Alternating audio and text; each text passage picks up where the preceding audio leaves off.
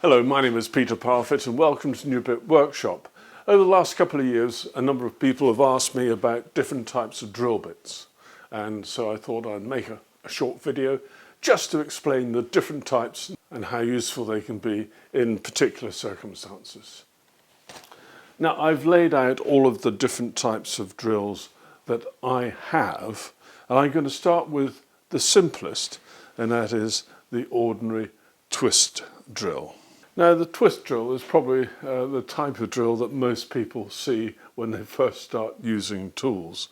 And the drill can be used for most materials: metal, wood and plastics. Now, I'm not going to go through the whole anatomy of the drill, but there are two key points. One is the point angle, and that's the angle between this part and that part there.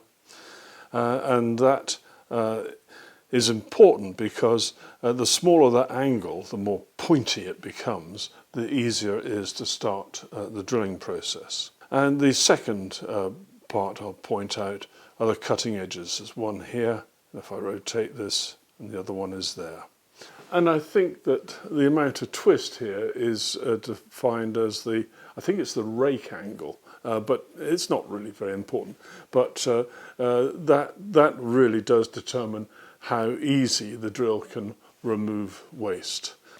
Now, these come in a huge variety of qualities, and I must confess that the majority of the ones that I have are very much in the cheap and cheerful category.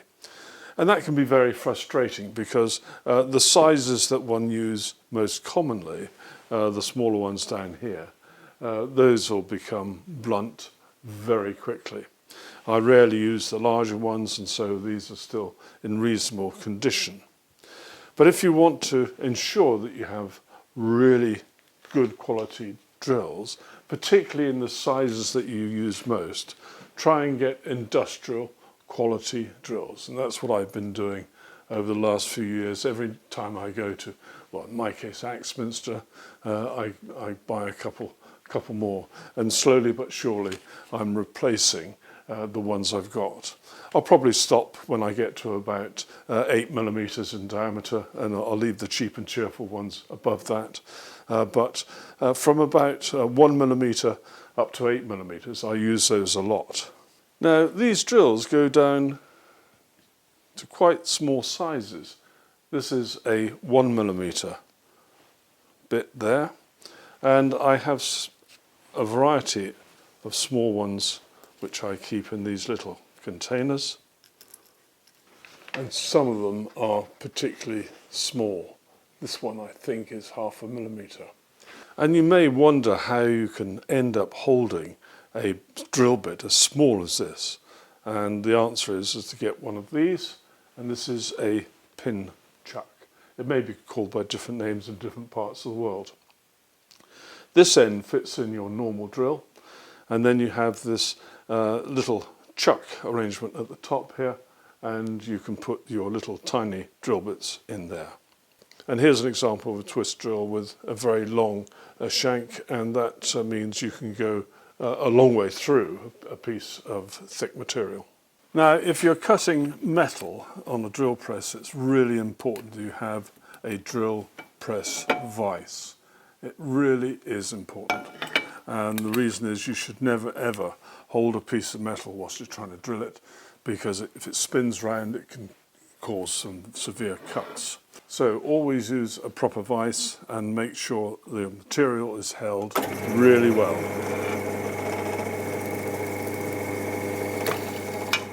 The next category we come on to is a spade bit. Now, actually what I've got is not technically an ordinary spade bit.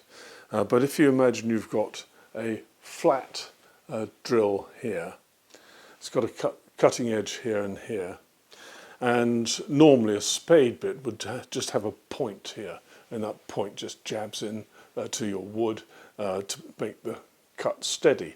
Now, the ones I've got have this threaded bit here, tapered thread, and that really is the characteristic of what is known as an auger bit. An auger bit will pull itself into the hole as you drill. The ordinary spade bit, and that's the one without the threaded bits, just the point, you can use that in your electric drill and it will go through at the pace that you determine. But if it's an auger bit, and therefore it's got this threaded bit here, then it wants to pull itself through, and sometimes with an electric drill that can be awkward because it wants to bite too quickly. So you have to take a little bit of care. But I don't have the ordinary spade bit, so I'm having to show you this sort of combination one. Now I did manage to find an example of the auger bit. Here's the tapered threaded end here. It's got cutting edges here and here, and this would fit in your drill. And remember, as I said, because this drill wants to pull itself through, that using an electric drill sometimes needs to be done with care and at reasonably slow speed. Next we come to the brad point bit. Now this is a really important type of drill bit for woodworkers because they leave really clean holes. They're designed for softer materials, certainly not to be used with metal. And they're characterized by this very sharp point in the middle. And that allows you to position the drill very accurately. And it's got these spurs here and here. And those guarantee a very clean edge to the hole that's being cut. And the cutting edges are just in between the center point and these spurs on the outside. And as I said, that leaves a very clean cut. Now I've put a brad point bit in here to show you how well it cuts.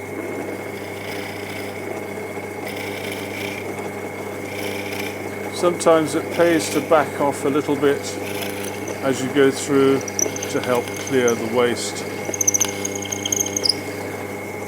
Now I hope you can see just how clean that hole is. This is the side I drilled from, and if I turn it over, here is the exit hole, and it is really, really clean. And then we come on to the Forstner style of bit, and these come in various types, and this particular one has got these extra teeth, or these spurs on the edge here, look like teeth.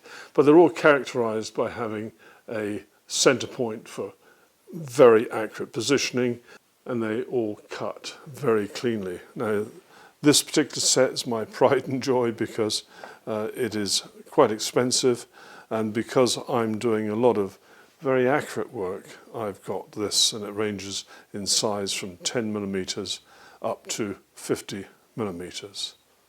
And I've just fitted a 15 millimeter Forstner bit here.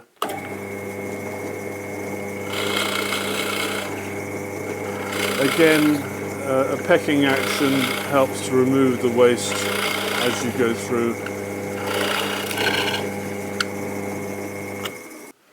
And there's that entry hole, beautifully clean, and on the other side it's pretty good. It's just a tiny weeny bit of chip out. If you want to get it even cleaner, just take that last little bit slowly. Now when you're doing fine woodwork, it's often the case that you need to be able to make plugs. Plugs to go into holes so that you can hide perhaps a screw or a magnet. And I've got here a set of plug cutters. They come from Axminster, and they range in size from 15 millimeters up to 30 in this set. And the plug is cut with a drill like this, and the plug that's you're cutting pops up and comes out here, and you can keep on using this and you know, non-stop, and the plugs keep coming out. It's a very useful little gadget. And in this set you get a matching bit to drill the hole that the plug will go into, because in my experience sometimes if you buy these things separately, particularly from different manufacturers, there's a very, very slight variation and the two are not matched. So I think it's important to get a matched set like this. And with these you can disguise all sorts of things, or even add some very pretty embellishments to your piece of woodwork. Now I'm going to demonstrate the Axminster plug cutter. I've got a piece of walnut here. I've put a 15mm drill from the plug cutter set in here, and I'm just going to drill a shallow hole.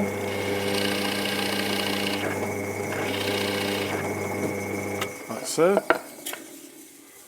I've now fitted the plug cutting bit, and I'm going to cut a plug out of this light coloured wood here.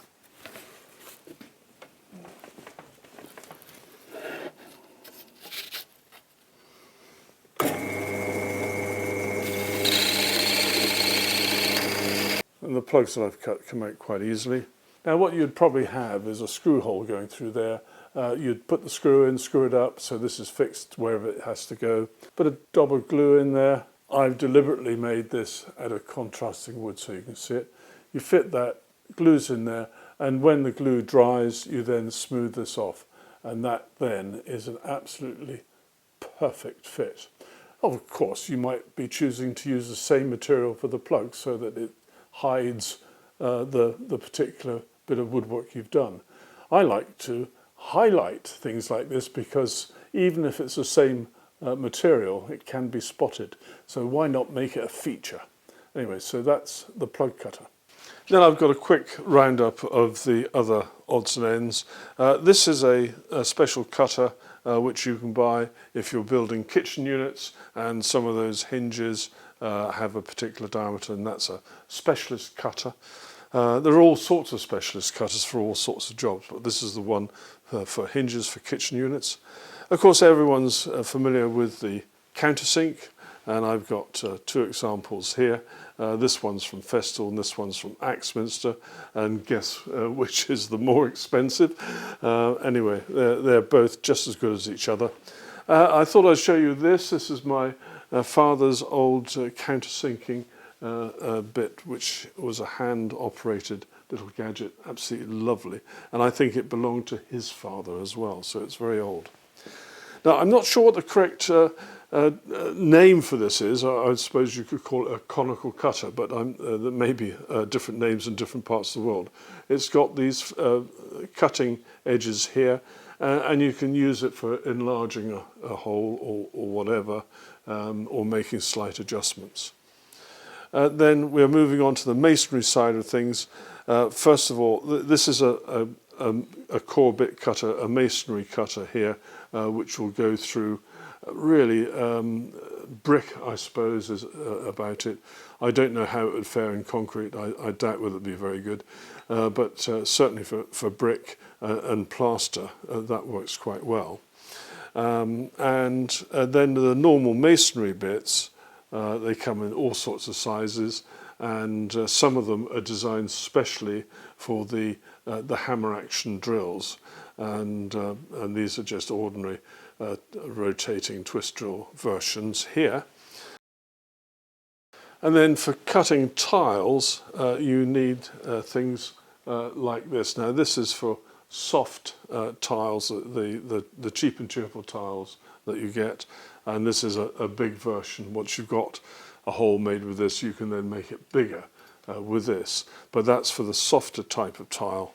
But then when you get to the porcelain tiles, you need diamond cutters like this, and this one is quite clever because when you buy it, it has a wax core, and these drills get very hot as they cut porcelain, and the wax melts and keeps the tip end relatively cool, and that's diamond coated.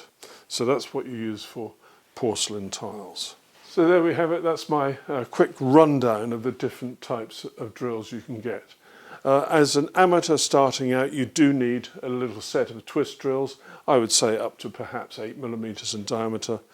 Certainly as soon as you can afford it, get some Forstner bits, and certainly get some lip and spur or brad point bits like these, because they leave such a nice clean hole.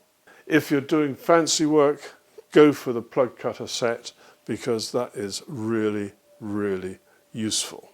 Many thanks for watching. Take care. Bye-bye.